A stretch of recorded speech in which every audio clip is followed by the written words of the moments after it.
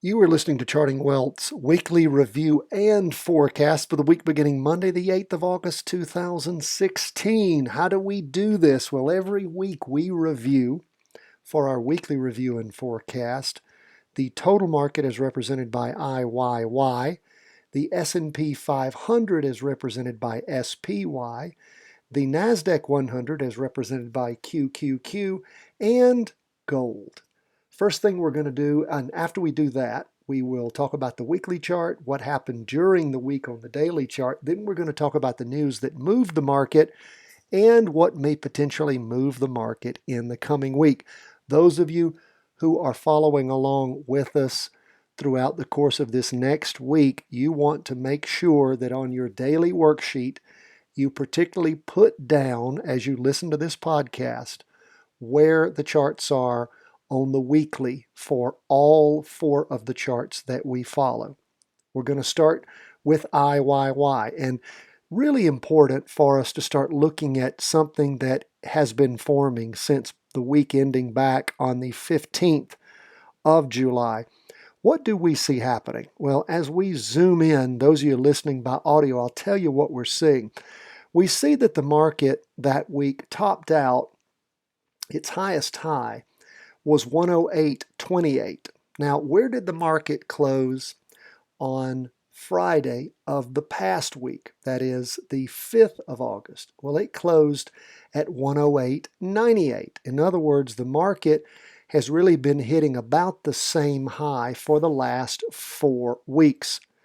For the prior 2 weeks, it had actually been outside the Bollinger Bands, but again, keeping right around that 108.50 or so mark, $108.50. Now, we almost crossed over going down back on the week ending the 24th of June, and then the market rebounded and started shooting up again. The derivative oscillator continued to grow over the past week, and the MACD and signal line are continuing to move up, and they're staying apart. So, for your daily worksheet, note that the market is in an uptrend. You'll draw an up arrow. That is on IYY.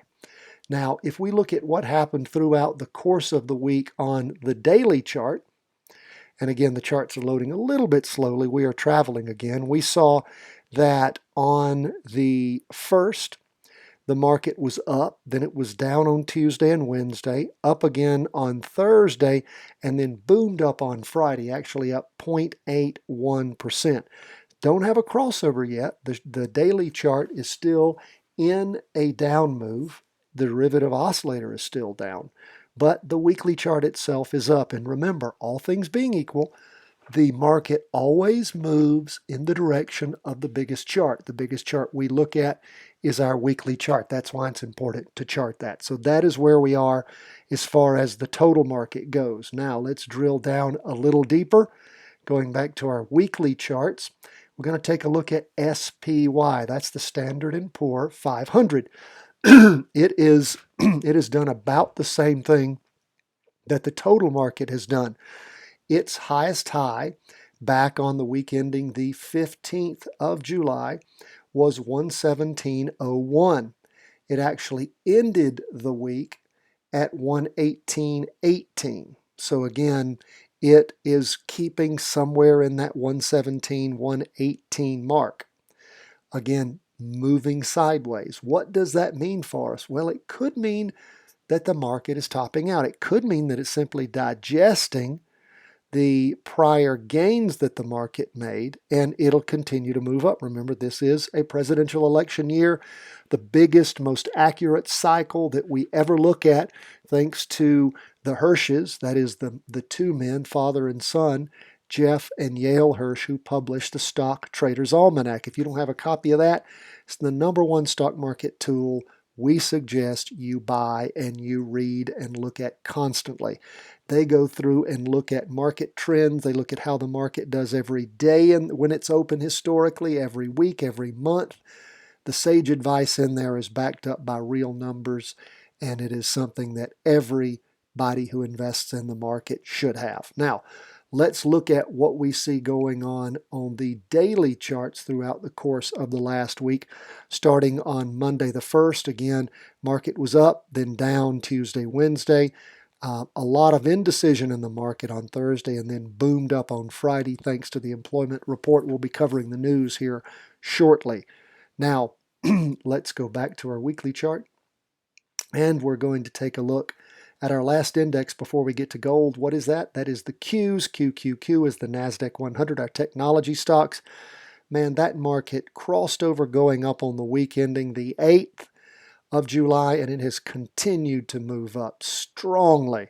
And again, just a nice stair step of up movement. It has closed above the Bollinger Band for the last 3 weeks. That is strong up movement. We see it continuing to move up, not topping out like we've seen in the other two indexes, and the derivative oscillator continues to climb. The MACD and the signal line continue to separate. That is, diverge and move up. So strong up movement we see in the Qs. Those of you who've been making money in the market, of course, again, in your practice trades, you have been doing so because of the trades you've been doing in the Qs. Now, if we look at the daily chart, what do we see going on throughout the course of the week? Strong up on Monday, down Tuesday, Wednesday, like the other two charts, up Thursday, and then strong up on Friday. We do see that the daily chart has been getting close, particularly close on Thursday, to going down. Derivative oscillator actually gained a little bit of speed. So again, that short-term chart is struggling to stay up. The weekly chart, however, is up strong. Now, lastly, we're going to go back to our weekly chart. We're going to take a look at gold. What do we see going on with gold? It was down for the day 1.79%. That actually paired off substantially the up movement. That's why we have a big wick on top of our weekly candlestick. That would otherwise be a candlestick. But the reason it's a wick is because the market moved down so substantially on Friday. We see the derivative oscillator continuing to lose speed. We do see the weekly chart getting close to crossing over going down, but it has not happened yet. In fact, gold has been moving sideways since the 8th, the week ending the 8th. It has really just been moving sideways, has not even approached the height that it had back on the week ending the 8th of July. It's hardly even touched that mark, and it hasn't actually gone below that either, which is interesting. So continue to watch gold moving sideways. It is technically up for you to chart, but it appears to be getting close to moving down, particularly with all that down movement that happened on Friday.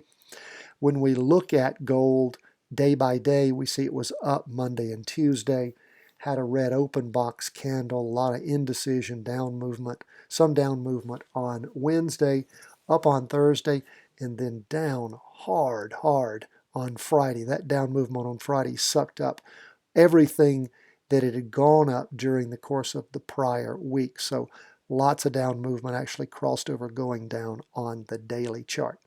That is where we are. So again, note all 4 of our charts are still in confirmed up moves.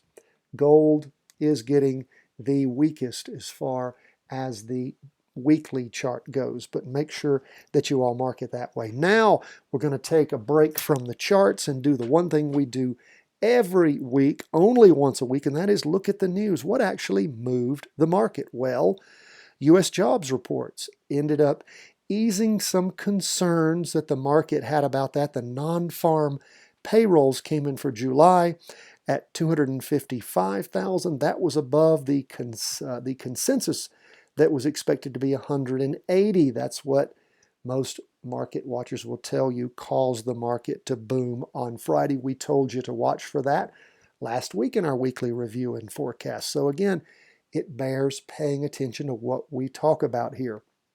That news arrived after a healthy 292,000 in June, and there was a very poor showing in May. The unemployment rate remained at 4.9%. And of course, as we talked about, the stocks rose on that news. It also makes the odds of an interest rate hike in 2016 increase. We also saw William Dudley, he's a vice chair of the Federal Reserve Open Market Committee, say this past week that lingering risks to the U.S. economy, that includes the strong dollar, that includes the Brexit, we can't rule out a rate hike for 2016, so we'll continue to see what we see there. Now, this is interesting. With 66% of the S&P 500 index having reported, we're seeing that adjusted earnings are down 2.6% from the same period just last year. Now, what does this actually represent?